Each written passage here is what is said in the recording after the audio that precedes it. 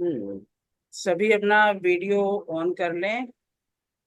सभी को नमस्कार। और हम आगे बढ़ रहे हैं अपनी जर्नी में। तो आप सब जो भी पढ़ रहे हो, कोई टेक्निक सीख रहे हो, क्या उसकी प्रैक्टिस कर रहे हो? कर रहे हो या नहीं यस कर मैम। रहे हो? कर रहे हो ना थोड़ा यस थोड़ा? मैम। ओके। जो नहीं कर पा रहा है तो उसका जो मेन कारण है वो है प्रोक्रास्टिनेशन। आज इसी टॉपिक पे बात करने वाले हैं। प्रोक्रास्टिनेशन क्या होता है, क्या रीजन है इसके, क्या इसका इम्पैक्ट पड़ता है हमारी लाइफ पर, और कैसे हम इस पर ओवरकम कर सकते हैं, इस विषय पर आज हम बात करेंगे। तो सबसे पहले हम ये समझेंगे कि प्रोक्रेस्टिनेशन होता क्या है। किसी काम को टालना, बाद में कर लेंगे, कल कर लेंगे, इस तरह से करते रहना, यही है प्रोक्रास्टिनेशन। तो इसको हम बिल्कुल बकायदा स्टेप बाय स्टेप सीखेंगे। इसके पीछे कुछ साइंटिफिक फैक्ट्स होते हैं। तो ये आप लिख सकते हो, scientific facts about procrastination. Procrastination is often intentional self sabotage.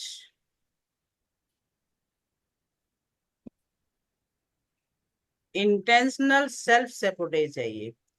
Intentional self sabotage का क्या अर्थ है? जब आप अपने स्वयं के सपनों और लक्ष्यों के बीच में बाधा बनकर खड़े हो जाते हो, खुद ही, कोई बाह्य कारण नहीं है। खुद आप अपने सपनों के बीच में खड़े हो जाते हो, किसी भय की वजह से, आत्मविश्वास में कमी की वजह से, या कोई भी कारण हो सकता है। आप उस कार्य को नहीं कर पाते हो और फिर एक्सक्यूज देते हो। दूसरा इसके बारे में हम समझे तो ये क्या है? Preferring short term satisfaction over long term discomfort. यानी लॉन्ग टर्म में आपको डिस्कम्फर्ट होने वाला है, और आप प्रेजेंट टाइम के सेटिस्फेक्शन को देख रहे हो। आज की जो सेटिस्फेक्शन कर लोगे, आज काम को टाल दोगे, आपको लॉन्ग टर्म में बहुत नुकसान होने वाला है इस प्रोक्रेस्टिनेशन की वजह से। नेक्स्ट बात, आपके अंदर, ब्रेन के अंदर, जो आपका लिम्बिक सिस्टम है, ये एक नेटवर्क है जो आपका, जब आपके जीवित रहने की बात आती है तो आपका ये अमिट अमिगडाला और लिम्बिक सिस्टम बेहद महत्वपूर्ण होते हैं। ये आपके मस्तिष्क के वो हिस्से हैं जो खतरे का खुद ही पता लगा लेते हैं। वे आपके व्यवहार, भावनात्मक नियंत्रण और सीखने में बहुत बड़ी भूमिका अदा करते हैं। और जब हम इसको इग्नोर करते हैं, किसी कार्य को हम प्रोक्रेस्टिनेट करते हैं, तो ये बहुत बड़ा रोल अदा करता है हमारे इस पूरे ब्रेन के अंदर एक जो सिस्टम को गड़बड़ करवाने में।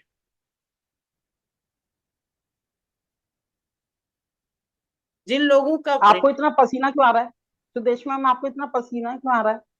पसीना क्यों आ रहा है? पता नहीं, गर्मी हो रही है। आज गर्मी है, पता नहीं क्या। हाँ। हाँ। हम ऐसे बचे हैं, मैम का पसीना छूट जा रहा है। नहीं, ज्यादा आ रहा है, नहीं तो आता नहीं है, बहुत ज्यादा आ रहा है। हाँ, गर्मी हो रही है, आज एसी भी नहीं चल रहा ना। जब क्यों? जिन लोगों का ब्रेन ढंग से प्रोसेस नहीं कर पाता इंफॉर्मेशन को, लिम्बिक सिस्टम तक नहीं पहुंचा पाता, तब प्रोक्रेस्टिनेशन हो जाता है। ब्रेन स्लो काम कर रहा होता है तब हो जाता है ये। और अगला पॉइंट इसमें हम ये देखते हैं कि ज्यादातर जो अडल्ट्स हैं, उनमें से 20% ऐसे हैं जो इस प्रकार से क्रोनिक प्रॉब्लम में आ जाते हैं। वो हमेशा ऐसे बाद में कर लेंगे, चलो छोड़ो, चलो छोड़ो, इस आदत में आ जाते हैं। अगला इसका जो कारण बनता है वो ये भी बन रहा है, procrastination has become more common in modern times due to the phenomena such as increased availability of distractions and temptations। Distractions बहुत हो गई हैं, टेम्पटेशंस बहुत हो गई हैं। For example social media, video games, reels, इन चीजों में ऐसा इंटरेस्ट आने लगता है, पॉजिटिव के मिलने लगता है कि हम अपने जो इम्पोर्टेंट काम है उनको प्रोक्रेस्टिनेट कर देते हैं। और और इसके साथ एक बात जुड़ी है कि ज्यादातर जो मेन है, पुरुष जाति है, वो प्रोक्रेस्टिनेशन ज्यादा करती है वुमेन की तुलना में। लेडीज फिर भी अपना काम ठीक टाइम पे कर लेती हैं, क्योंकि उनके लिए तो हर चीज एक टाइम बाउंड है, उनको करना ही है। और मेन जो है कई बार इस विषय में करते हैं। तो ये कुछ पॉइंट इसके लिए थे।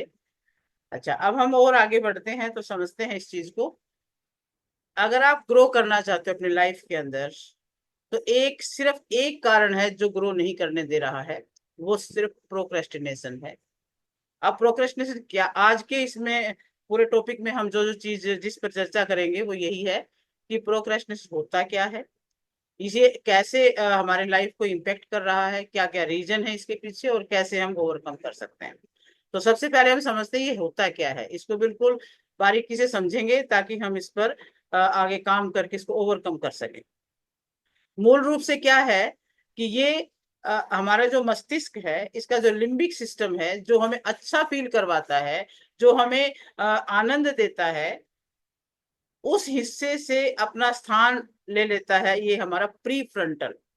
लिम्बिक सिस्टम से प्री फ्रंटल में वो बात आ जाती है, वो योजना निर्णय लेने में जो काम करता है, और ये काम पूरा करने की बजाय चीजों को टाल देता है और अन्य चीजों का बहाना ढूंढ लेता है। पॉजिटिव के कहाँ मिल रहा है उसका बहाना ढूंढ के और अच्छे कामों को टालता रहता है। उदाहरण के लिए, लिम्बिक सिस्टम कहता है कि मैं समुद्र तट पर लंबी सैर के लिए जाना चाहता हूँ। फिर मैं समुद्र तट पर बैठना, ध्यान करना, पढ़ना, सूर्यास्त का आनंद लेना चाहूंगा, इससे मुझे अच्छा फील होगा। और प्री फ्रंटल जो हमारा प्री फ्रंटल कॉर्टेक्स है ब्रेन का, वो कहता है मुझे समुद्र तट पर जाना चाहिए, कुछ वीडियो बनाने चाहिए, यदि मैं ठीक से तैयार करूं, उन पर विचार करूं, तो और अच्छे से शूट कर सकता हूँ।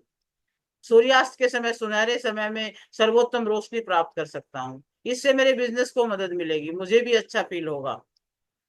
तो ये जो प्रोक्रेस्टिनेशन है, अब उसने क्या है, प्लानिंग में छोड़ दी बात को, और वो काम नहीं हो पाया।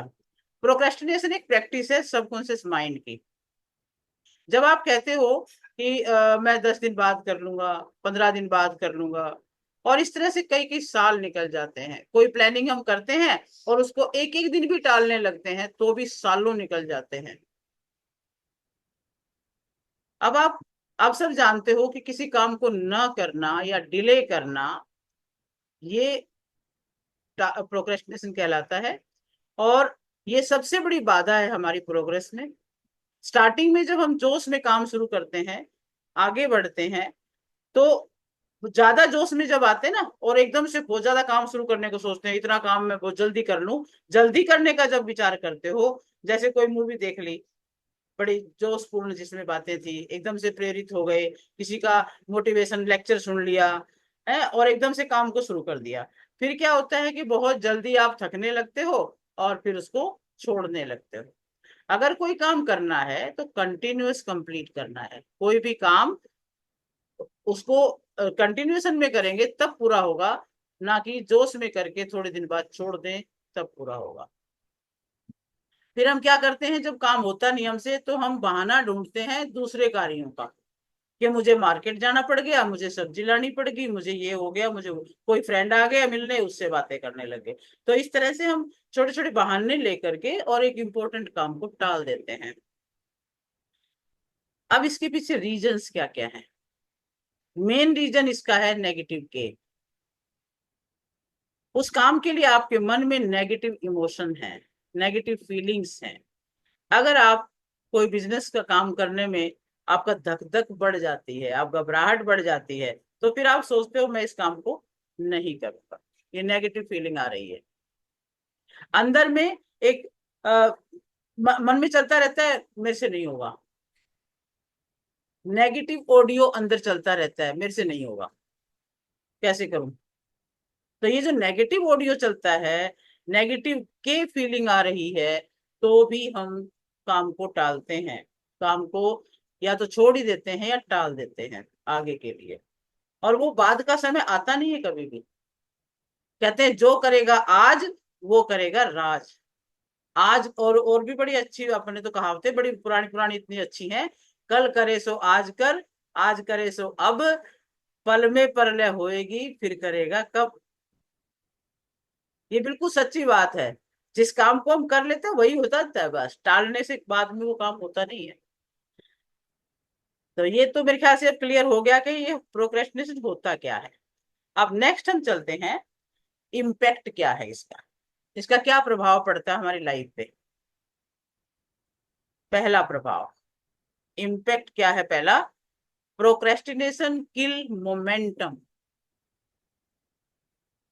जब आप प्रोक्रेस्टिनेट करते हो आज कल परसों तरसों, तो इस प्रकार से आप कार्य का मोमेंटम तोड़ देते हो। अब मान लीजिए आप बाइक पर बैठ करके कहीं जा रहे हो, खाली रोड है, सीधे चले जा रहे हो, कहीं रुकते नहीं हो, तो आपकी जर्नी आसान भी हो जाएगी और मंजिल पर भी पहुंच जाओगे। सेम वे यदि मैं बाइक पर या किसी कहीं जा रही हूँ और बीच बीच में ब्रेक मार रही हूँ या कभी इधर गई कभी उधर गई, तो फिर जर्नी कैसे पूरी होगी, रास्ते में ही कहीं गायब हो जाएंगे, मोमेंटम ब्रेक हो गया, गोल की तरफ नहीं जा सकते। गोल में जाने के लिए स्पीड को मेंटेन करना पड़ता है।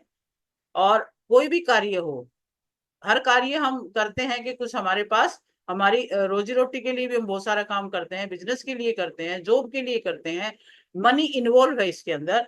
तो मनी, लव, स्पीड।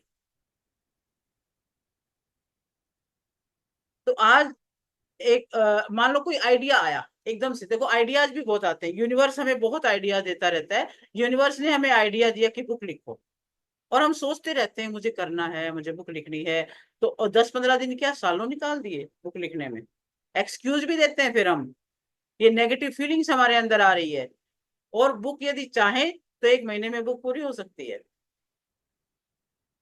तो कहीं पे आप मान, अब इसके लिए और भी हम अच्छे समझ सकते हैं। मान लो हम कहीं पे विंडो शॉपिंग कर रहे हैं, ऑनलाइन कर रहे हैं, या कहीं मॉल में जाके हम कर रहे हैं, सिर्फ देखते जा रहे हैं देखते जा रहे हैं। तो हम अगर किसी चीज को पसंद करके छोड़ देते हैं और सेकंड ये सोचे कि बाद में इसको ले लेंगे, तो आपने बहुत बार ऐसा एक्सपीरियंस किया होगा कि बाद में वो चीज लेने का वो मूड ही नहीं बचता है। उसको एक बार रोक दिया तो रोक दिया, दोबारा वो चीज ना तो मिलेगी, मिल गई तो फिर वो हमारा जो मोमेंटम था वो टूट गया होता है, वो हम उस तरीके से उसको ले नहीं पाते हैं। तो इस तरह से प्रोक्रेस्टिनेशन हमारा मोमेंटम को तोड़ देता है। दूसरा इसका इम्पैक्ट होता है, प्रोक्रेस्टिनेशन मेक्स यू अनरिलायबल। आप बोलते रहते हो कि मैं ये कर दूं वो कर दूं, 2-4 महीने बाद तक भी नहीं करते, तो लोग सोचते हैं कुछ करता तो है नहीं। आप कहते हो भी बिजनेस की मीटिंग करनी है, आज कर लें कल कर लें या और 2 दिन बाद कर लेंगे, या अभी स्टार्ट करते हैं, और फिर करते हैं नहीं।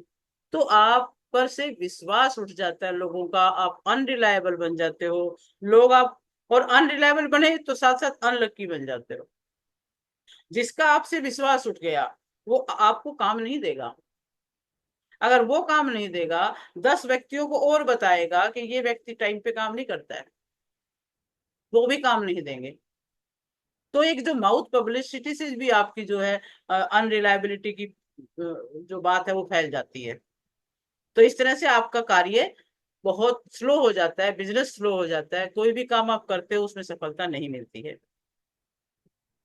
कोई जेन्युइन रीजन कभी है तो बात अलग होती है, सडनली बीमारी आ गई, सडनली कोई बहुत ही जरूरी काम आ गया, तो आप एक जो टाइम दोबारा दो उस पर काम पर खरे उतरोगे तो ही आप कर पाओगे, नहीं तो आपका बिजनेस जो है लॉस में ही जाएगा। तीसरा इसका इम्पेक्ट पड़ेगा आपकी लाइफ में, प्रोक्रेस्टिनेशन इंक्रीज योर स्ट्रेस। इससे स्ट्रेस भी बढ़ेगा। कितने लोग इस बात को जानते हैं कि सालों से आप कोई काम करने की सोच रहे थे, आज तक किया नहीं, और उसकी वजह से आपको स्ट्रेस भी आ रहा है कोई ऐसी बात आपके दिमाग में, किसी को जानते हो, खुद को या दूसरों को? हम्म। तो ये यस होता मैम, है, मैं खुद। खुद हो आप। ये होता है, ये प्रोक्रेस्टिनेशन इतना बड़ा नेगेटिव पॉइंट है, जिसके भी लाइफ में आ गया उसको ये नुकसान करता ही करता है। तो सालों साल निकाल जाते हैं। कई लोग जैसे कोच बनने का सोच रहे हैं और इस प्रोसेस में कई साल निकाल दिए, माइंड में डाल के रखा है सक्सेस होने के लिए टाइम लगता है, माइंड में ये बात डाल ली। लेकिन वास्तविकता ये है, सक्सेस होने में टाइम नहीं लगता, सुपर सक्सेस होने में टाइम लगता है। आप इतनी ज्यादा सक्सेस पाना चाहते हो, टॉप पे पहुंचना चाहते हो, तब तो लगेगा टाइम।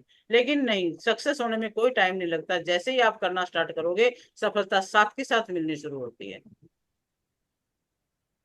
करियर में फोकस करेंगे तो काम होगा, टालने से कुछ भी नहीं होगा।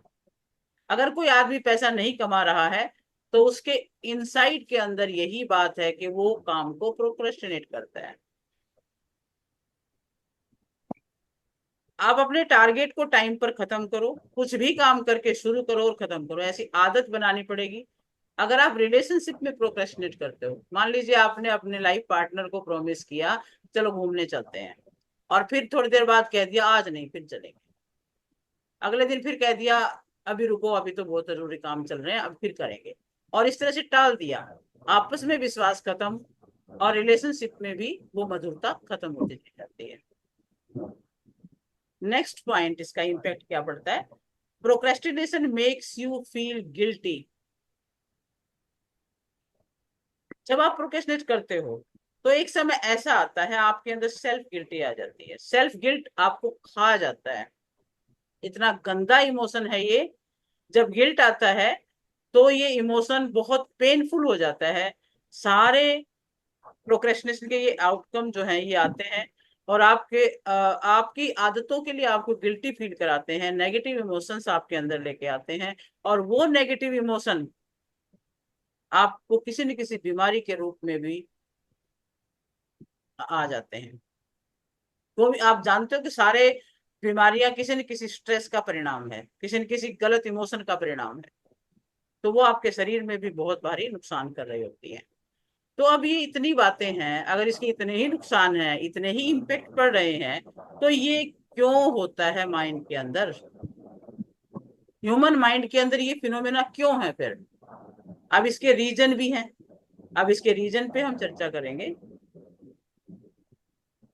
रीजन सबसे पहला तो है pain and pleasure. Pain pleasure का जो फिनोमेना है वो इसका पहला रीजन है। माइंड हमेशा भागता है कहाँ की तरफ? प्लेजर की तरफ, आराम की तरफ। और बिजनेस करने से, काम करने से आपको होता है पेन। और अब सोचो कि भाई कोई काम करना है और एकदम से कोई और प्लेजर वाली बात आ जाती है सामने, तो आप उसकी तरफ भाग लेते हो, काम को छोड़ देते हो। तो इस तरह से ये रीजन सबसे बड़ा रीजन है कि आपका माइंड हमेशा प्लेजर ढूंढता है, थोड़ा बहुत भी मेहनत और थोड़ा बहुत भी पेन जहां है वहां से भागता है। अगर माइंड को आप ठीक कर लोगे इस तरह से, भाई आपको ये समझ में आ जाए कि भाई ये प्लेजर जो है वो टेम्परेरी है, और ये जो पेन लेकर के बाद में जो प्लेजर मिलेगा वो परमानेंट है। यदि ऐसी बातें समझ में आ जाए तो शायद बिजनेस को कर पाएंगे। पर main reason pain and pleasure वाला प्रोसेस है। अगर इस वक्त पेन उठा करके कोई काम कर लिया तो अच्छा है, वरना पेन एंड प्लेजर तो हमारे लाइफ का पार्ट है। आज उठा लो, नहीं तो बाद में मिलेगा। किसी भी कार्य का जो आपने छोड़ दिया या आपने टाल दिया, कम कर दिया, तो उसका परिणाम तो मिलना ही है। लाइफ में बाद में पेन मिलेगा। आज रिलेशन पे टाइम दे दो, नहीं तो कल रिलेशन खराब होंगे। आज हेल्थ पे ध्यान दे लो, नहीं तो कल हेल्थ खराब होगी।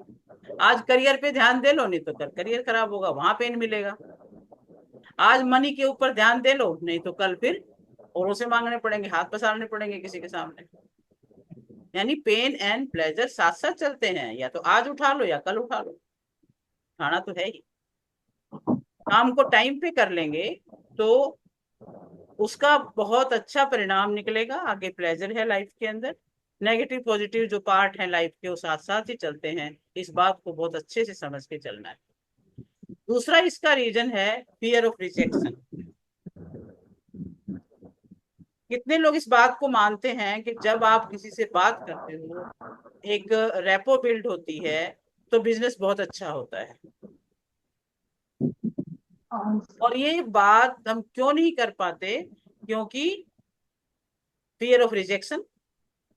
ये लगता है मैं बात करूं तो पता नहीं वो मेरी बात को सुनेगा कि नहीं सुनेगा, मेरी बात का रिस्पॉन्स देगा कि नहीं देगा। तो फियर ऑफ रिजेक्शन की वजह से हम बात फिर घुमा देते हैं ब्लेम फ्रेम की तरफ। फ्रेम भी साथ साथ चलते हैं हमारे, फिर हमारे अंदर फ्रेम का भी फिनोमिना है। हम फिर कहते हैं ब्लेम फ्रेम, ब्लेम फ्रेम में आ जाते हैं और बहाने लगाते हैं। अगर बिजनेस है तो हम कहेंगे ये सामान महंगा है इसलिए नहीं बिक रहा है, जबकि वही सामान कोई दूसरा व्यक्ति तो बेच ही रहा है।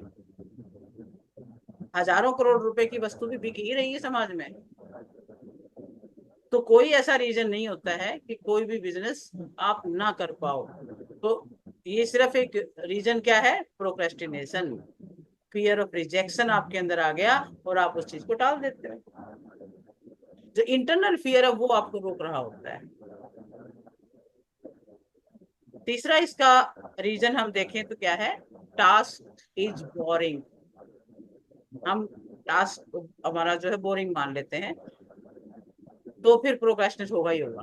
अगर टास्क बोरिंग है, उसको भी हम इंटरेस्टिंग बना सकते हैं। अगर टास्क बोरिंग है तो वास्तव में हम टाल देते हैं उस चीज को, नहीं मजा नहीं आया इस काम के, नहीं करेंगे।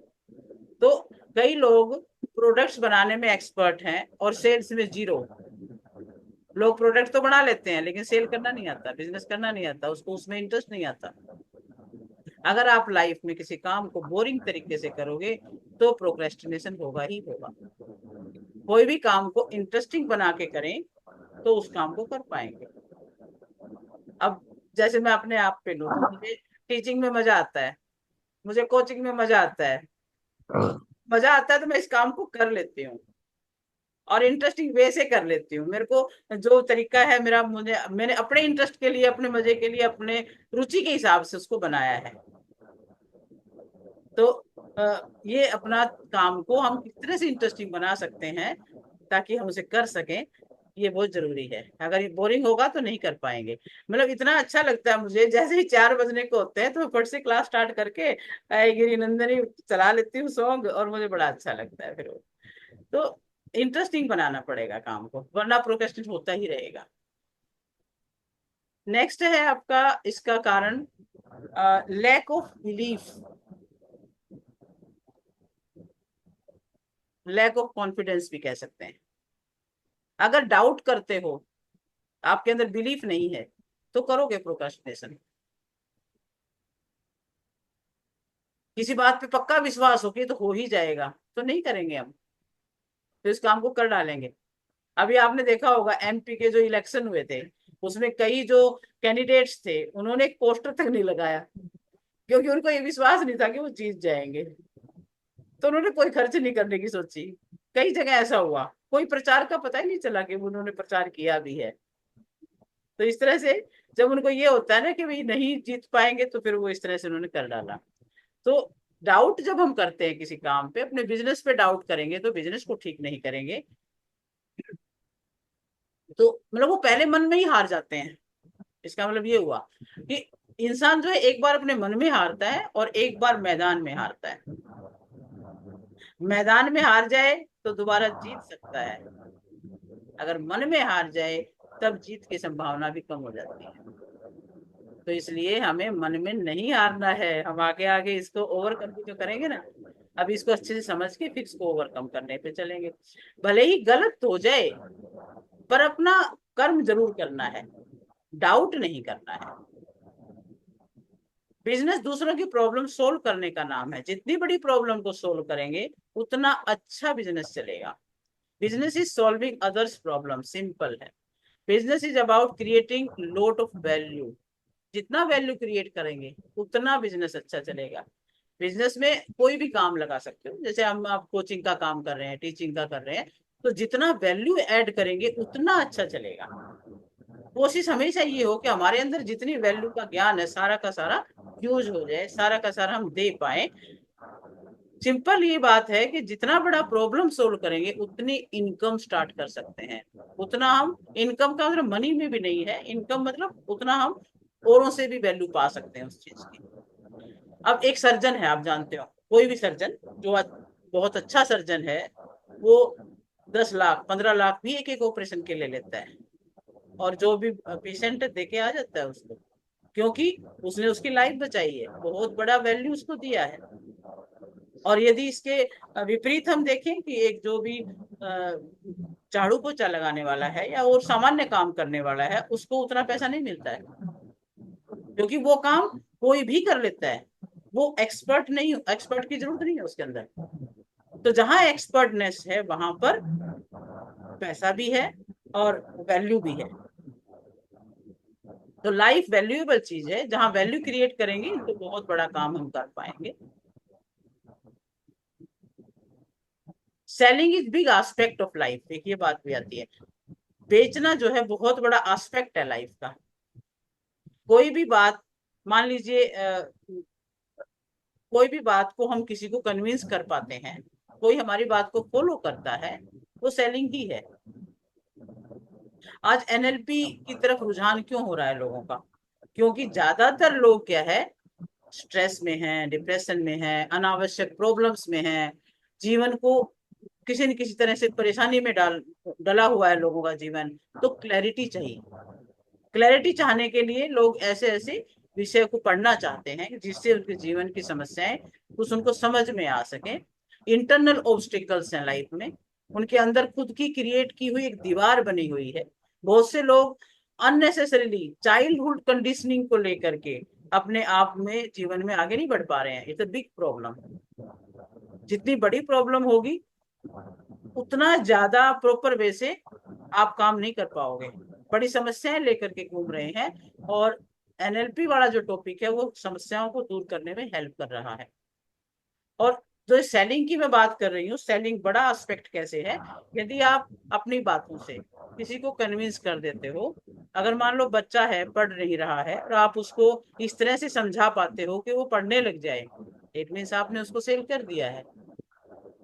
और यदि आपने बच्चे की बात मान ली और आप उसके अकॉर्डिंग चलने लगे, तो बच्चे ने आपको कन्विंस कर दिया, उसकी सेलिंग पावर ज्यादा बढ़िया है।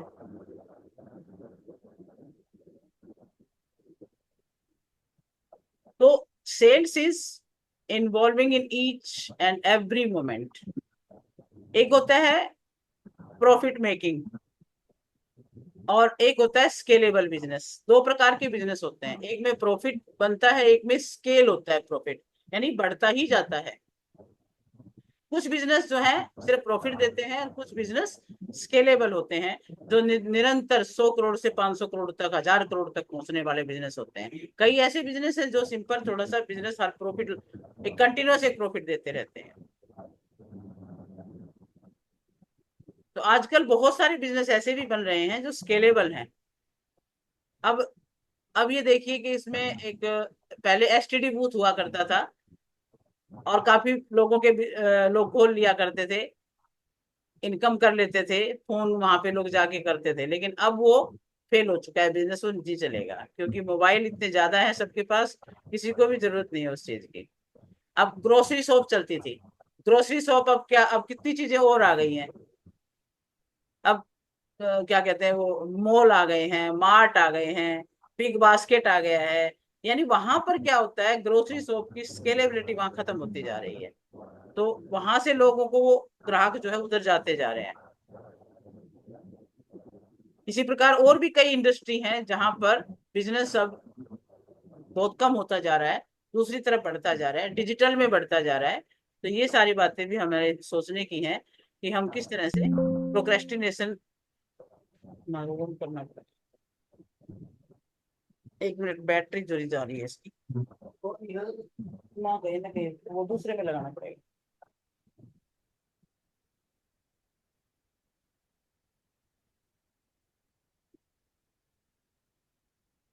1 मिनट, बैटरी जा रही है इसकी, मैं 1 मिनट ठीक कर देती हूँ। हाँ उसमें लगा दो, ऑन ऑन करना पड़ेगा ना। ना उससे भी नहीं चला, उसके ऊपर ये लाइट नहीं है ना, उसमें ऊपर वाले में लगा के देखना जरा। हाँ 1 मिनट।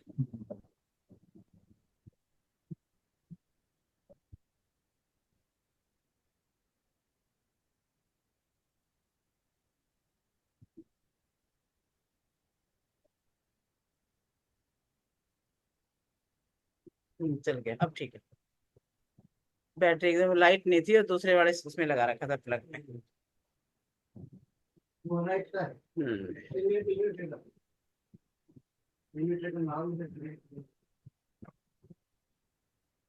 तो अभी हम देख रहे थे कि पेन और प्लेजर इसका कारण बनता है प्रोक्रेस्टिनेशन का, कि हम प्लेजर की तरफ जाते हैं, पेन से हम भागते होते हैं। तो जहां पर हमें लगता है कि यहाँ पर पेन है तो उधर से हम भाग पड़ते हैं। मेहनत में हमें पेन लगता है और वैसे आराम से बैठे रहने में, गप्पे मारने में हमें अच्छा लगता है, तो हम उसकी तरफ भागते हैं और हम काम को टालते रहते हैं। अगला इसका जो रीजन है वो हमारा है अनस्ट्रक्चर्ड टास्क। टास्क का हमने कोई एक प्रोसेस नहीं बनाया हुआ है, स्ट्रक्चर नहीं बनाया हुआ है, स्टैंडर्ड ऑपरेटिंग प्रोसेस। हर काम का एक एसओपी होता है, स्टैंडर्ड ऑपरेटिंग प्रोसेस होता है। अगर काम का हमने स्ट्रक्चर नहीं बनाया, प्रोसेस में नहीं लेके आए हैं, तो ये एक रीजन है कि आप उसको प्रोक्रेस्टिनेट कर दोगे। आपको समझ नहीं आएगा कि पहले कौन सा काम करूं फिर कौन सा काम। कई कार्य ऐसे हैं जो स्टेप वाइज हैं, उनके एक से चार पांच स्टेप भी हो सकते हैं। तो वो यदि नहीं हमें समझ में आते हैं तो भी हम प्रोक्रेस्टिनेट करते हैं।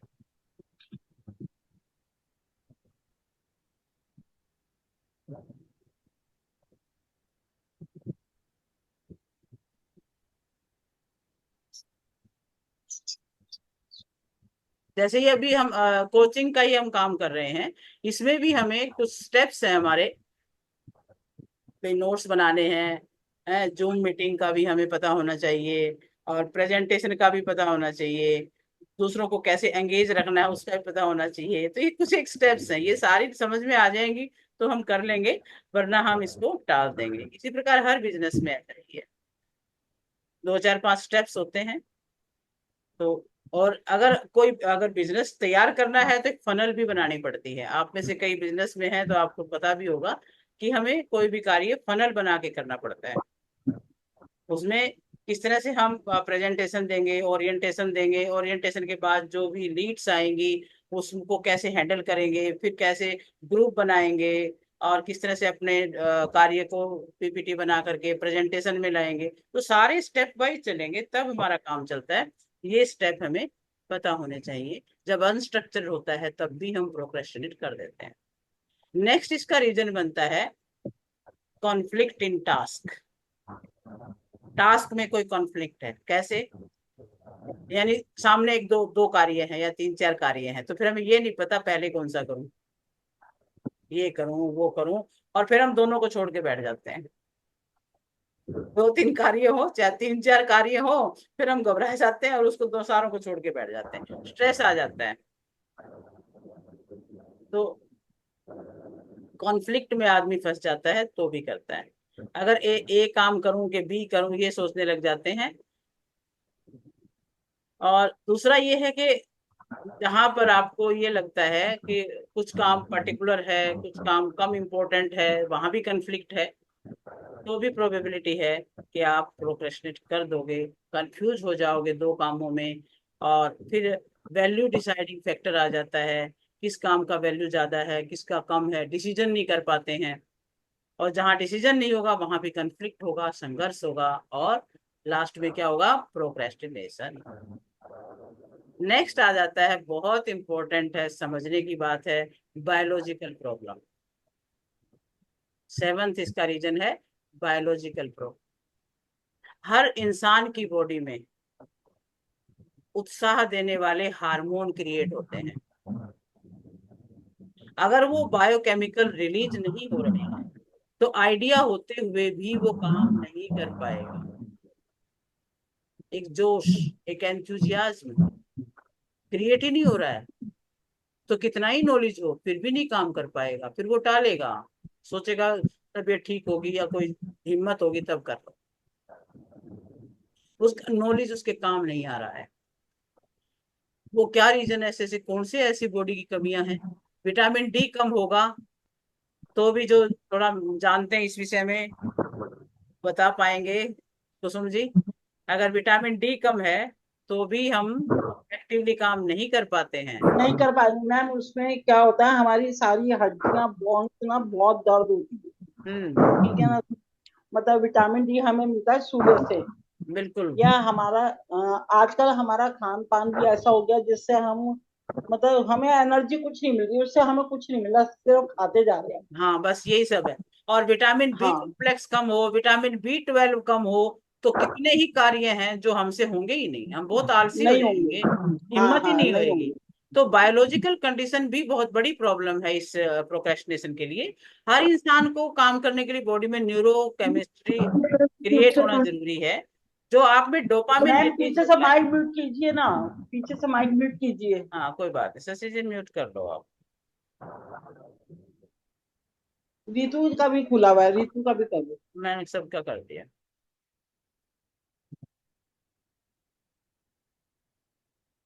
हम्म। तो हम बात कर रहे थे, क्योंकि हमारी जो न्यूरो केमिस्ट्री जो है वो सही होनी बहुत जरूरी है। जो डोपामिन रिलीज होता है, जो काम करने के लिए उत्साह देता है हमें, एक हैप्पीनेस देता है, एंथुजियाज्म देता है, वो मेन रीजन है। इसके हम अभी डीप में जा रहे हैं, मेन रीजन है। और हमारे अंदर जो बायोकेमिस्ट्री क्रिएट हो रहा है बॉडी में, अगर किसी व्यक्ति में बायोकेमिस्ट्री भी गड़बड़ है, तो फिर वो कुछ काम करने का मन नहीं करता, और वो यही कहेगा भाई काम करने का मन नहीं कर रहा, अभी नहीं करूंगा, थोड़ा रुक के कर लेता हूँ। तो एक पर्सन ऐसा फील करने लग जाता है। सारे टैलेंट है उसमें, कोई भी काम कर सकता है, पर 90% बायोकेमिस्ट्री ठीक कंडीशन में नहीं है। उसके अंदर आइडिया होते हुए भी वो काम नहीं कर पा रहा, उसका बॉडी अलाउ नहीं कर रही है उसको।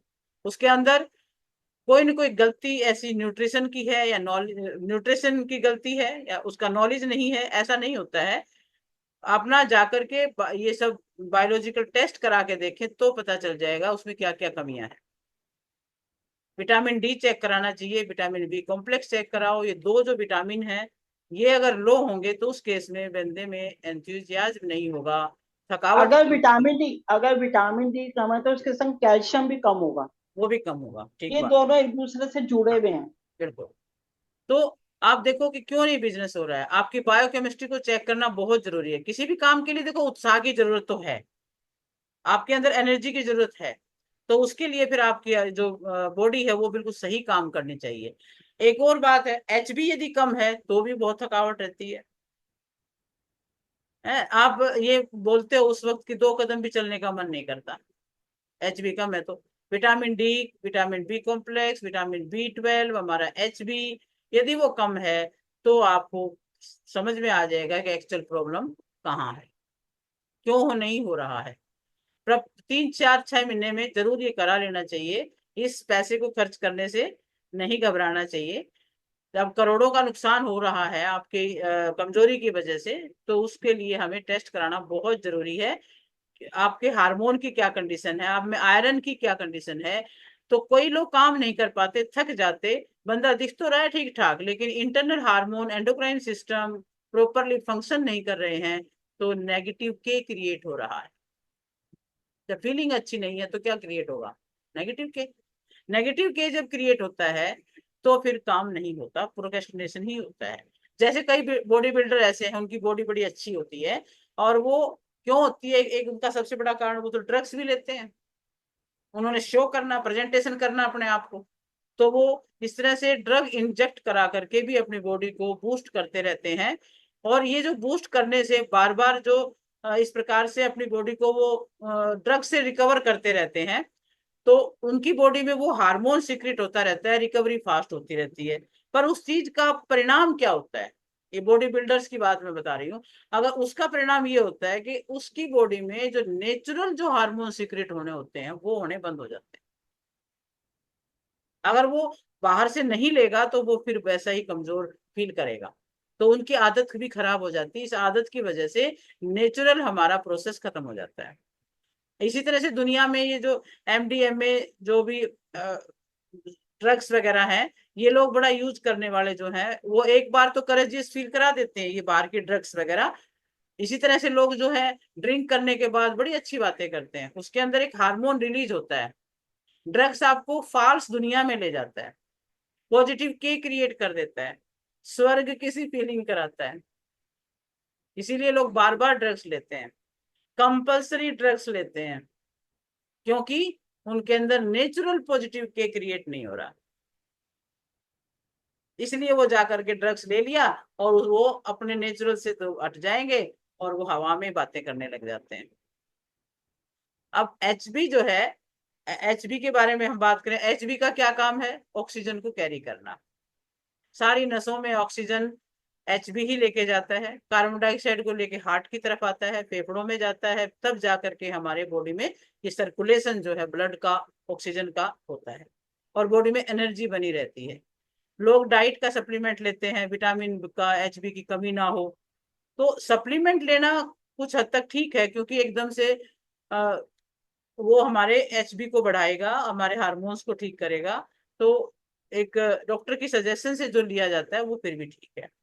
अब इस मामले में मैं एक बात ये कहूंगी कि जो अपन फ्रेम की बात करते थे कि हमें रिस्पॉन्सिबिलिटी लेनी चाहिए, रिस्पॉन्सिबिलिटी फ्रेम, हम उसमें आना चाहिए, अपनी रिस्पॉन्सिबिलिटी खुद लें और हॉस्पिटल जाएं, चेकअप कराएं, ध्यान रखें, प्रॉब्लम को ठीक करें, अपनी जिम्मेदारी खुद लें, हेल्थ की लें, शरीर की लें, एनर्जी को ठीक बना के रखें। और इससे फिर क्या होगा, जब शारीरिक और मानसिक रूप से आप स्वस्थ होंगे तो आप एक्सट्रीमली कॉन्फिडेंट हो जाएंगे। जो लैक ऑफ बिलीफ और लैक ऑफ कॉन्फिडेंस की जो कमी आएगी वो आपके अंदर वो नहीं रहेगी। अब जितने भी ये सेलिब्रिटीज हैं, चाहे आप एक्टर्स को लगा लो, चाहे आप खिलाड़ियों को लगा लो, चाहे आप बॉडी बिल्डर्स को लगा लो, ये लोग सप्लीमेंट भी लेते हैं और एक्सटर्नल भी कुछ लेते रहते हैं, तो क्योंकि इनको शो ऑफ करने का ज्यादा रहता है। और लेकिन जब नहीं लेंगे तो फिर इनमें भी, इनका भी बुरा हाल होता है। तो कुल मिलाकर के ये है कि अपनी बायोकेमिस्ट्री को हमें एक अच्छे तरीके से ठीक रखना जरूरी है, ताकि हम इस प्रोक्रेस्टिनेशन से बचें और जीवन में हमें जो भी काम करना है उसको अच्छे ढंग से कर सकें। नशे की चीज लेने से, करने से कोई फायदा वाली बात नहीं होती है, उनका नेचुरल बहुत सिस्टम बिगड़ जाता है। तो हमें ये हमारे बॉडी के जो चेकअप हैं वो जरूर करवाने चाहिए, एचबी का और इन सब का ध्यान हमें रखेंगे तो जरूर शरीर में एक एंथुजियाज्म और एक एनर्जी बनी रहेगी। जैसे प्रेगनेंसी केस में तो डॉक्टर खुद ही कहते हैं आयरन ले लो, आयरन की कमी से भी बहुत सारे हमें नुकसान होते हैं, आयरन की कमी से भी बहुत कमजोरी फील होती है। तो अगर आपका केमिकली बॉडी, बायोलॉजिकल आपका केमिकल डिप्लीटेड है तो ये सब करते हैं, हम काम को टालते हैं। बस मेन हम उसी टॉपिक पर चल रहे हैं। तो रिस्पॉन्सिबिलिटी फ्रेम कहता है कि हॉस्पिटल जाओ, चेक कराओ। और एक्सक्यूज वाला फ्रेम क्या कहता है? वो क्या कहेगा? मेरे पास टाइम नहीं है, घर में बैठो, बात मेरे पास मत टाइम कराना। नहीं है, ठीक है। तो एनएलपी के जो फ्रेम्स है उनका ढंग से यूज करके अपने अंदर कुछ अच्छा हार्मोन्स का सीक्रेशन बढ़ा करके अपने कामों को हम पॉजिटिव तरीके से करें। किसको क्या प्रॉब्लम है ये हमें नहीं पता है, बायोलॉजिकल कंडीशन कुछ भी आपकी हो सकती है, किसी की भी, आपके बिजनेस के स्ट्रक्चर में कोई कमी हो सकती है, कोई नेगेटिव फीलिंग क्रिएट हो सकती है, कोई फोबिया हो सकता है, कोई फियर हो सकता है। तो वो सारा का सारा आपने खुद देखना है और अपना नोट डाउन करना है कि मैं क्यों कर रहा हूँ प्रोक्रेस्टिनेशन, मेरे अंदर क्या रीजन है प्रोक्रेस्टिनेशन का, अपना अपना खुद देख लेना है किस वजह से कर पा रहे हैं। आप में अंदर बहुत नॉलेज है लेकिन फिर भी वो प्रगति नहीं हो रही है, वो तीव्रता नहीं आ रही है, तो इट मीन्स कहीं ना कहीं कोई ना कोई कमी तो है, कोई ना कोई रीजन तो है जो आज हम पढ़ रहे हैं उनमें से, कि कौन सा रीजन आप पे लागू होता है आप खुद ही जज करते रहेंगे। अब नेक्स्ट रीजन इसका है आइडेंटिटी ऑफ प्रोक्रेस्टिनेटर्स। आपने आइडेंटिटी वाले वो पढ़ा था उस दिन चैप्टर में कि आइडेंटिटी किस तरह से रोल प्ले करती है। ह्यूमन की आइडेंटिटी हमने देखी थी, रोल आइडेंटिटी होती है, जेंडर आइडेंटिटी होती है और नेशन आइडेंटिटी होती है। जो आइडेंटिटीज हमने देखी थी उसमें से एक आइडेंटिटी यदि कोई ये बना ले आई एम प्रोक्रेस्टिनेटर, तो करेगा ही, उसने अपने आइडेंटिटी के साथ ही इसको जोड़ लिया कि मैं तो प्रोक्रेस्टिनेटर हूँ। अगर ऐसा बोलते रहेंगे तो फिर यही होगा, नेगेटिव फीलिंग आएगी। Identity play very very big role in your life. Identity business का है, I am a business man, तो देखिए आपके अंदर बिजनेसमैन की सारी क्वालिटीज इकट्ठी हो जाएंगी। आई एम ए कोच, तो मेरे अंदर कोच की सारी क्वालिटीज इकट्ठी हो जाएंगी, क्योंकि आइडेंटिटी बहुत बड़ा रोल अदा करती है। एक सोल्जर, देखो आपने उस दिन हम पढ़ रहे थे, एक सोल्जर जब सोल्जर की आइडेंटिटी में है तो गोली खाने को तैयार हो जाता है आगे जाकर के। अगर वही सोल्जर फिर फादर की आइडेंटिटी में आ जाए, बेटे की आइडेंटिटी में आ जाए, वाइफ पति की आइडेंटिटी में आ जाए, नहीं जा पाएगा।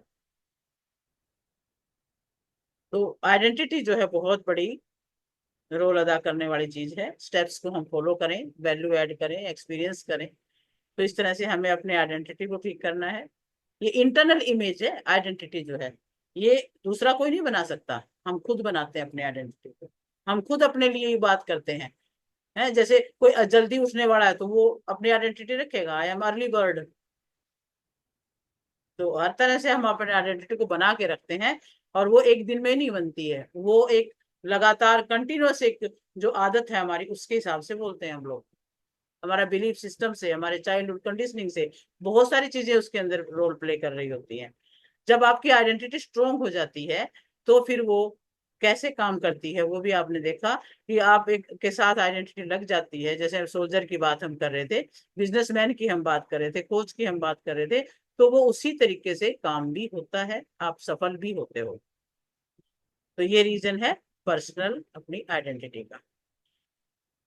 अब ये कुछ तो हमने रीजन देखे अभी अभी, और अब रीजन इतने हैं तो इसको ठीक करने का तरीका भी तो होगा फिर। यहाँ तक क्लियर है? कुछ अपने आप के बारे में हो रहा है जज की भी क्या हो रहा है हमारी लाइफ में? क्या कोई प्रोक्रेस्टिनेशन की वजह से तो नहीं कहीं रुका हुआ है? या लैक आपकी ऑफ कॉन्फिडेंस। ग्रोथ रुकी हुई है क्या इस वजह से किसी की भी? कॉन्फिडेंस, लैक ऑफ कॉन्फिडेंस मैंने तो देखा अपने। लैक ऑफ कॉन्फिडेंस की वजह से प्रोक्रेस्टिनेट करते हो? तो जी। वहां पे देखो आपको क्या करना है फिर। अपने आप को कैसे कोच करोगे, कैसे आप अपने आप का कॉन्फिडेंस लेवल को बढ़ाओगे? किस वही वजह तो से, कौन सी वही वजह तो से? समझ में नहीं आ रहा ना, वही तो समझ में नहीं आ रहा ना, कैसे बढ़ाएं? करने को तो बहुत जल्दी तैयार हो जाते हैं, लेकिन फिर एकदम बैठ जाते हैं। फिर देखो उसमें वही बायोलॉजिकल कंसिस्टेंसी नहीं है इसलिए। बायोलॉजिकल कंडीशन भी हो सकता है काम को। ये अभी अभी हम आगे अगला जो पॉइंट पढ़ रहे हैं अब, प्रोक्रेस्टिनेशन को ठीक करने का तरीका कैसे ओवरकम करेंगे इसके ऊपर, उसमें भी कुछ पॉइंट्स हैं जो कि बड़े समझ आपको आएंगे उस वजह से, किस तरह से उसको ठीक करें हम। अब इसके ठीक करने के तरीके में भी हम क्या देखेंगे अभी। अभी हमें ठीक करना है इसको, है प्रोक्रेस्टिनेशन कोई अच्छी आदत नहीं है, इससे हमारे बड़े नुकसान हो रहे हैं। तो राइट नाउ अंडरस्टैंड करें कि अब क्या क्या करना है।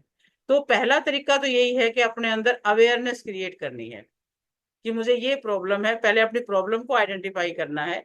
अगर बायोलॉजिकल प्रॉब्लम है तो हॉस्पिटल जा करके अपने आप को चेकअप करा के और उस जो कमी भी है उसको ठीक करना है। किस वजह से कर रहे हो? हेल्थ को प्रोक्रेस्टिनेट कर रहे हो, रिलेशनशिप को कर रहे हो, करियर को कर रहे हो? पहले तो वही अपना अंदर से आपको बिल्कुल क्लियर कर लेना है किस चीज को कर रहे हो। फिर अवेयरनेस लेके आएंगे अपने अंदर। पहला इसका ओवरकम करने का तरीका अवेयरनेस का है। तो पहले तो यही देख लो कि मैं प्रोक्रेस्टिनेट कर रही हूँ या कर रहा हूँ, तो किस चीज में फोकस है। किसी एक चीज में फोकस है, दूसरी चीज में नहीं है, तो वहां देखो, क्योंकि हमें चारों एरियाज में अपना ध्यान रखना है। अगर एक किसी कारण की वजह से दूसरे को छोड़ देंगे तो वहीं पर फिर कमी रह जाएगी। इसलिए अवेयरनेस लेके आनी है और हमें अपने कार्य को अवेयरनेस ला करके ठीक करना है। दूसरा इसका तरीका है इंटेंशन या आउटकम। सेम चीज है, आप देखो, सोचो कि आप ये जो कर रहे हो उसका नतीजा क्या है, रिजल्ट क्या है। अगर कोई पर्सन हेल्थ को नहीं देख रहा है तो आगे जाके उसमें कुछ ना कुछ प्रॉब्लम आनी है, रिजल्ट नहीं आएगा फिर। तो कितना बड़ा रिजल्ट आएगा? आपके पास सारी टेक्निक है, टूल्स हैं, नॉलेज है, और आपका टीचिंग का जो स्किल है, ये सारी चीजें आपको इंटेंशन, अच्छे इंटेंशन के साथ इसके ऊपर बहुत फोकस करके आपने देखना है। और प्रोक्रेस्टिनेशन की वजह से बहुत बड़ा लॉस हो रहा है, इस बात को भी आपने देखना है कि आपके इस वजह से क्या आउटकम हो रहा है, लाइफ में हो क्या रहा है। तो उस चीज को समझना है, अच्छे से नोट डाउन करना है। ये सारे पॉइंट जो भी आप अब नोट कर रहे हो, इनको अपने ऊपर लागू करके देखना है कि मेरे प्रोक्रेस्टिनेशन से क्या हो रहा है और मेरा प्रोक्रेस्टिनेशन का इंटेंशन क्या है। ये सब आपने नोट करना है। अच्छा, अब तीसरा इसमें आप पॉइंट देखेंगे, काउंट योर लॉसेस। अपने लॉस को काउंट करो। जब लॉस को काउंट करोगे ना, तब पेन क्रिएट होगा कि लॉस बहुत हो रहा है। और जब पेन पेन माइंड का ही एक पार्ट है, वही हो रहा है पेन माइंड में। जब पेन क्रिएट होगा तब भागोगे हॉस्पिटल में, चलो टेस्ट कराएं, पेन क्रिएट हुआ ना। तो इंसान का पेन क्रिएट होगा तब वो इंटेंशन लिखेगा, आउटकम लिखेगा। अगर बिजनेस में उसको नुकसान हो रहा है तो पेन भी हो रहा है ना साथ साथ, फिर वो लिखेगा। और प्रॉब्लम जो भी आ रही है फाइनेंशियल साइड से, प्रोक्रेस्टिनेट कर रहे हैं, I am not making money, I am broken, I am being broken, I am suffering, life को एंजॉय नहीं कर पा रहे हैं, तो पेन क्रिएट होगा। तो अपने लॉसेस को काउंट करो, सारे लिखो, लॉस कितने लॉस हो रहे हैं इस वजह से। नेक्स्ट पॉइंट आप लेंगे, take proper action. Proper action लें। लोगों को सबसे बड़ी प्रॉब्लम ये है कि एक्शन नहीं लेते हैं। और एक्शन जब लेते हैं तो क्या करते हैं, बहुत सारा चीज स्टार्ट कर लेते हैं एक ही साथ में, कई सारी चीजें स्टार्ट कर लेंगे, एक्शन लेते हैं भाई, हम जबरदस्त एक्शन लेते हैं। कई हेल्थ के बारे में है, जिम जाएंगे तो एक दिन में बहुत ज्यादा एक्सरसाइज कराएंगे, फिर वो हाथ पैर दुखेंगे, नेक्स्ट डे जाने का मन नहीं करेगा। तो कोई भी काम करें, छोटे लेवल से स्टार्ट करते करते उसकी आदत बनाएं, पहले आदत बनानी जरूरी है, उसके बाद उसको फिर कंटिन्यूएशन में लेके आना जरूरी है। तो इस तरह से फिर आप उस काम को कर पाएंगे। यदि आपने पहले ही ज्यादा एक्शन ले लिया, थक गए और रोक दिया, तो फिर वही नुकसान। पेन एंड प्लेजर के टूल को अच्छी तरह से यूज करना है। जैसे कि बच्चों को मेडिसिन खाने को दो तो फिर वो नहीं खाना चाहते तो उनको मिठाई में डाल के हम खिलाते हैं। ऐसे ही काम को करना है, छोड़ना नहीं है, चाहे कोई भी उसके लिए हम तरीका आजमाएं। ये जो दिमाग है, ये दिमाग को हम किसी तरह भी समझा सकते हैं। दिमाग को अच्छे सही गलत का नहीं पता, उसको हम समझा सकते हैं। तो अवेयरनेस, इंटेंशन और एक्शन, ये तीन बातें मेन है, अवेयरनेस, इंटेंशन और एक्शन। तो आप में से कौन कौन अभी एक्शन लेंगे तुरंत, एक इमीडिएट एक्शन? सोचो कि मुझे कहाँ जाना है, क्या करना है, कौन सा काम प्रोक्रेस्टिनेट किया हुआ है जिसको मैंने आज ही करना है। एक एक्शन जरूर लेना है। अगर तो चेकअप कराना है तो देख लो कौन से डॉक्टर के पास जाके करा के आना है, ठीक है। और कोई काम है उसको कैसे आप ठीक करेंगे, आज के आज आपने ये एक्शन लेना है, एक एक्शन जरूर लेना है। फिर डाल देना इसमें, ग्रुप में डाल देना कौन सा एक्शन आज लिया, अगर प्रोक्रेस्टिनेशन किसी कहीं भी कर रहे हो उसको हटाने के लिए। नेक्स्ट पॉइंट है, काम को मजेदार बनाओ। क्या वो था ना, बोरिंग है, टास्क बोरिंग है, तो भाई बोरिंग को कैसे ठीक करोगे, उसको थोड़ा सा इंटरेस्टिंग बनाना है। कैसे बनाएंगे? Awareness, intention, action. जो भी सोचना है उसको सोचेंगे। मेक फन, उसके अंदर हाउ टू मेक फन, ताकि अगर वो इंटरेस्टिंग होगा तो हम उसको मजेदार ढंग से कर पाएंगे। अब जैसे मैं अपना एग्जांपल दे रही हूँ, मेरे को ना ये जो क्लास ले रही हूँ इसमें मजा आ रहा है, और इसके लिए मैं खूब मेहनत भी करती हूँ, नोट्स भी बनाती हूँ, और यहाँ आपके साथ डिस्कस कर लेती हूँ, तो मुझे आनंद आ रहा है। तो ऐसे ही कहीं ना कहीं कोई ना कोई बात आपके भी आनंद की जरूर होगी आपके बिजनेस के अंदर। उसको सबसे पहले उसी को लागू करें कि अपने काम को ना इंटरेस्टिंग बना लें, फन बना लें, फन में हो जाए काम। जैसे हम लोग किचन में काम करते हैं तो कई बार बड़ी रेसिपी अच्छी देख देख के ना बड़े फन करके हम वो चीज बना रहे होते हैं, तो मजा आता है अपने को भी, दूसरों हम को। सॉन्ग लगाते हैं ना पुराने पुराने लता जी के। हाँ यस। हाँ, सो वो सुनते हैं तो मजा आता है ना। तो इस तरह से आप कहाँ उस आनंद को बना रहे हैं उसके अंदर, वो जरूर आप सोच लें, अपने कार्य में कैसे जोड़ोगे आनंद को, फिर काम बोरिंग नहीं होगा तो कर पाओगे, फिर उसको प्रोटेक्ट नहीं करेंगे। जो भी ऑब्स्टेकल है ना वो यही है हमारे अंदर, कि हमें काम में मजा नहीं आ रहा है। जब मजा नहीं आ रहा है तो फिर हम क्या करते हैं, टाल देते हैं उसको। तो एंजॉय कैसे कर सकते हो कि काम को लंबे समय तक कर सको, वो हमने देखना है। पहले तो जितने भी ये रीजन थे ना, उन रीजन में से देखना है, अपना रीजन फाइंड आउट करना है, फिर उसको हम दूर करेंगे। नेक्स्ट इसका हम पॉइंट लें, नेगेटिव ऑडियो को खत्म करो। आपके अंदर जो नेगेटिव ऑडियो चल रहा है उसको खत्म करना है बस। हमेशा जो है नेगेटिव ऑडियो जो चलता है उसको बंद कर देना है, कि मेरे से ये नहीं होगा, मैं तो ये नहीं कर सकता, मेरे अंदर तो ये कमी है, इसमें नहीं। इसके लिए एक टेक्निक हमने की थी, याद हो आपको, थंब टेक्निक थी। एक थंब टेक्निक मैंने कराई थी, जिसमें जैसे हम यहाँ देख के आप मतलब आपका ना एक बॉडी पार्ट बोलते हैं, I am confident, I am energetic. तो इस तरह से हमने जो भी कमी है उसी को हम पूरी बॉडी से बुलवाएंगे। यहाँ ये पार्ट बोल रहा है, ये पार्ट बोल रहा है, ये पार्ट भी उसे ही बोल रहा है, माइंड भी उसी को बोल रहा है। बार बार बार बार कुछ दिन तक लगातार यदि हम अपने माइंड को ये मैसेज देते हैं कि मैं तो ये है, मैं कर सकता हूँ, मेरे अंदर ये पावर है, I can do, I will do. तो लैक ऑफ बिलीव्स की जो बात है, लैक ऑफ कॉन्फिडेंस की बात है, इसके लिए टेक्निक्स का यूज करें। एनएलपी टेक्निक्स में इस तरह की बातें हैं, वो बातें को बार बार करेंगे तो जरूर हमारे सबकॉन्शियस माइंड तक वो मैसेज जाता है और फिर हम उससे ओवरकम कर लेते हैं।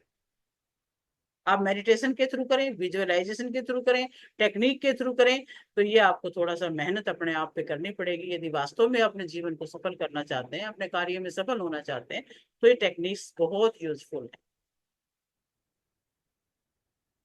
नेक्स्ट आता है point, don't be in doubt. Doubt में नहीं रहना भाई, बस डाउट खत्म कर, क्लैरिटी होनी चाहिए, बिल्कुल रियलिटी। अब रियलिटी फ्रेम में आना है, कहीं डाउट नहीं। अपने जो मोमेंटम को कभी तोड़ने नहीं देना, डाउट में आकर के मोमेंटम नहीं तोड़ना, बिल्कुल इस पे बहुत स्पेशल ध्यान देना है। नेक्स्ट पॉइंट आप इसमें नोट कर सकते हैं कि बिजनेस का स्ट्रक्चर तैयार करें। ये पहले भी बात हो चुकी है, स्ट्रक्चर अपने बिजनेस का जरूर बना लें, कौन कौन से स्टेप हैं और किस तरह से उनको फन की तरह से करना है। और अगली बात है, बायोलॉजिकल कंडीशन को ठीक करें, सारे टेस्ट कराएं, अपने एनर्जी को हमेशा अप रखें और कार्य को आगे बढ़ाएं। तो कंटेंट वाइज ये प्रोक्रेस्टिनेशन में इतना ही। अब हम डिस्कस कर सकते हैं कोई बात आपके, क्या आपको समझ में आया इस तरह से। मैंने क्योंकि 1 घंटा ही आप लोगों ने कहा था, तो मैं थोड़ा सा स्पीडली आज कवर अप किया है इस सारी चीज को, क्योंकि कल हम नेक्स्ट टॉपिक। नहीं नहीं, अच्छा अच्छा, 1 घंटे में इतना ठीक कवर रहा, हो गया तो ज्यादा अच्छा है। ठीक है ना। हाँ। हाँ तो बस 1 घंटा ही हम्म। करेंगे हम, इसलिए मैं टाइम भी देखती जा रही थी कि भी टाइम भी 1 घंटे में हाँ। हो जाए। तो ये विषय मैम पे हमने आपने आज, पहला टॉपिक कहा था, sorry ma'am, scientific fact of procrastination, उसमें था इंटेंशनल सेल्फ, कुछ वर्ड बोला था, उस वर्ड को क्या बोलते हैं? हाँ क्या बोला था मैंने, किसमें? साइंटिफिक फैक्ट ऑफ प्रोक्रास्टिनेशन, उसमें पहला आपने टॉपिक बोला था इंटेंशनल, इंटेंशनल सेल्फ, जो वो टर्म याद नहीं आ रहा, उसको क्या बोलते हैं? एकदम शुरू में आपने रिकॉर्डिंग बताया देखना, था आज। ये ओवरकम तुम का करने के लिए, रिकॉर्डिंग देखना। ओवरकम हाँ। करने में अवेयरनेस था, इंटेंशन एंड आउटकम था। नो मैम, सबसे स्टार्टिंग में आपने बोला था कि जो अब आपने बताया था डेफिनेशन प्रोक्रास्टिनेशन होता है क्या, उसके बाद वाला। अच्छा शुरू में डेफिनेशन में, साइंटिफिक हाँ फैक्ट्स में। हाँ हाँ। Okay, procrastination is often intentional self sabotage. Okay ma'am, ठीक है ना। Yes thank you. Procrastination second बोला था, procrastination is preferring short term satisfaction over long term discomfort. ठीक है, चलिए और कुछ समझ में आया, ठीक लगा आपको तो बताएं। हाँ नहीं नहीं, बहुत अच्छा था आज आपने बताया ना। चलिए, तो इसमें तो अपने ऊपर काम, मतलब इसके जो आज आपने बताया है, इसमें तो अपने ऊपर वर्क करने की जरूरत है। बिल्कुल अपने ऊपर जरूरत है। जितना वर्क करेंगे हाँ उतना अच्छा। बिल्कुल, मेरे को खुद को, मैं अपने बारे में हाँ। मैंने तो लिया है डिसीजन, ये जब मैंने भी समझा इस चीज को तो मैंने तुरंत एक्शन भी लिया था। क्योंकि कई बार ऐसा होता था कि बहुत ही डाउन फीलिंग आती थी, लो फीलिंग आती थी, तो मैंने टेस्ट कराया हम्म। सबसे पहले, क्योंकि मेरे को और कोई रीजन तो समझ में नहीं आ रहा था प्रोक्रेस्टिनेशन का, मैं करती भी कम ही हूँ। फिर ये लगा भी कभी जो लो फीलिंग आती है उस दिन काम का उतना आउटकम आता ही नहीं है, उस दिन कम कर पाती हूँ काम, तो हम्म। कोई ना कोई रीजन तो है। हम्म। फिर मैंने टेस्ट करवाए सारे, तो वाकई विटामिन डी भी कम है मेरे अंदर और विटामिन बी 12 भी कम आया है। तो अब उसके लिए फिर मैं अब बात कर रही हूँ कि भाई अपना ध्यान भी रखती हूँ, खान पान में भी थोड़ा। तो ये चीज बहुत जरूरी है, आप सब भी इसका ध्यान रखें, अपनी बॉडी का जो भी बायोकेमिस्ट्री है उसका। ठीक है, और शशि जी आप यस। वीडियो ऑन नहीं कर रहे आज? बस आज ये पर्दे में है शशि। हाँ शशि जी कैसे हो, ठीक हो? अब पिछले 2 दिन मैं नहीं आ पाई थी, लेकिन मैंने आपकी रिकॉर्डिंग देखी और ठीक, प्रॉपर कई बार देखी और इतना अच्छा लगा ना, जितनी उसकी डीप में जा रही ना, ये वाकई हमारे साथ जिस परिवार में हमारे आसपास के जो भी है कलीग हैं, बढ़िया है। तभी तो मैं कह रही हूँ कि ये जो एनएलपी के सारे ही टॉपिक बड़े अच्छे हैं, सभी को समझने की जरूरत है हमें। अब मैं उसको चाहती कैसे उनको मैनेज किया जाए, इस तरह के रिलेशन को कैसे किल किया जाए, या मतलब कैसे मैंने अब इसको जानने का प्रयास कर रही थी आज, इसलिए मैंने आपकी अटेंड करी। थोड़ा सा निकल गया, लेकिन मैं निकाल करूंगी। अब पूछूंगी अब जो रिलेशन में हमारे जिस तरह की प्रॉब्लम आती है, डिसऑर्डर आते हैं, तो हाँ कैसे किल, बस ये सोचती हूँ कैसे मैनेज किया जाए, उन्हें कैसे किल किया जाए, कोई भी रिलेशन हो। हाँ जी। स्टोरी जो सबसे बड़ा जो रिलेशन तो हस्बैंड वाइफ का ही होता है। सारे जो इसी धुरी के चारों ओर twisted होते हैं, सारे हो चाहे अगले हो, सारे अगर ये सारे से अगले से देखो तो ही है। अपन ने तो ये सीखा है, वो पीआईपी निकाले वीए के, उनको समझना पड़ेगा आपको ना। उनसे एक बार अलग अपने आप को आप एक जैसे एक ऑब्जर्वर के रूप में देख करके ना उनको समझना पड़ेगा कि उनका पीआईपी क्या है, वीए के क्या है, उनका किस प्रकार का है। फिर उसी हिसाब से अगर बात करने की ट्राई करोगे तो आप उसको प्रैक्टिकल रूप में ही करके देखो एक बार कि क्या वो कर पाते हो। फर्क तो जरूर पड़ता है देखो, अगर हम दूसरे को समझ के उसके हिसाब से बात कर देते हैं। अच्छा, एक और बात आपने देखी, हर एक को, चाहे वो मैन है चाहे वुमेन है, उनको थोड़ा अप्रिसिएशन तो चाहिए होता है, हर एक को चाहिए होता है। अब हम लोग सारा दिन काम करें और हस्बैंड यदि ये कह दें क्या कर रही थी सारा दिन, तो हम लोग कितना ज्यादा बुरा लगता है ना। अगर हस्बैंड ये कह दे भाई तू बहुत काम करती है ना, तू सारा दिन लगी रहती है, एकदम से ना वो थकावट भी उतर जाती है। ऐसे ही जो जेंट्स हैं वो बाहर किस प्रकार की परेशानी से गुजर के आ रहे हैं, कितनी। भाई सब साथ में बैठे हुए हैं क्या आपके? नहीं, कोई नहीं बैठा मेरे सामने। मेरी माँ बैठी हुई मेरे सामने। तो मैम उनको दिखाए प्लीज। माँ को दिखाऊं? अच्छा माँ आ जाओ जरा, ये सब दर्शन करना चाह रहे हैं आपके। Chief guest. अभी चीफ देखो, गेस्ट है वो हमारा। हाँ इधर आ जाओ माँ। रूपा जी सामने से हटो। एक मिनट मैंने ये कैमरा ही कर देती हूँ इधर, रुको रुको रुको। ये है माँ। नमस्कार जी। नमस्ते नानी जी, नमस्ते। और कैसे हो सब? बहुत बढ़िया। हाँ, सब अच्छे हैं। आप कैसी हो? मैं भी ठीक हूँ। मैं माँ इधर इधर देखो आप, सामने कैमरे की हाँ तरफ। जी। आप कैसे हैं? तो माँ आई हुई थी तो मैंने कहा भाई चलो अच्छा है, मैं बहुत दिनों से कह रही थी माँ आ जाओ आ जाओ, फिर अब ये 1 साल बाद आई है। हाँ हाँ हाँ हाँ। हाँ, मेरे पापा बहुत जब चले सुंदर गए है, उसके एकदम बाद वाइट वाइट माँ बाल। नहीं आ पाए थे। माँ बहुत अच्छी है मेरी। तो कहते बहुत भगवान प्यारी है। ने जितने अ, हमारे साथ रहेंगे उतना ही हमें अच्छा लगेगा।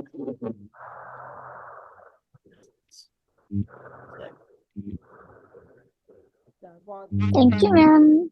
नहीं तो बात ओके बाय। आज वो पॉइंट्स निकाल लेना किस किस में आप प्रोक्रेस्टिनेट करते हो और कैसे ओवरकम करोगे। ओके ठीक है, ओके मैम। बाय। मैम आप जैसे जैसे बताते जा रहे थे वैसे वैसे सामने आता जा रहा था आईना, क्या क्या हो हाँ रहा था बिल्कुल सब बिल्कुल कुछ। आएगा, आईना तो सामने आएगा ही आएगा। Okay, okay thank you. Bye. Bye. Bye ma'am, thank you.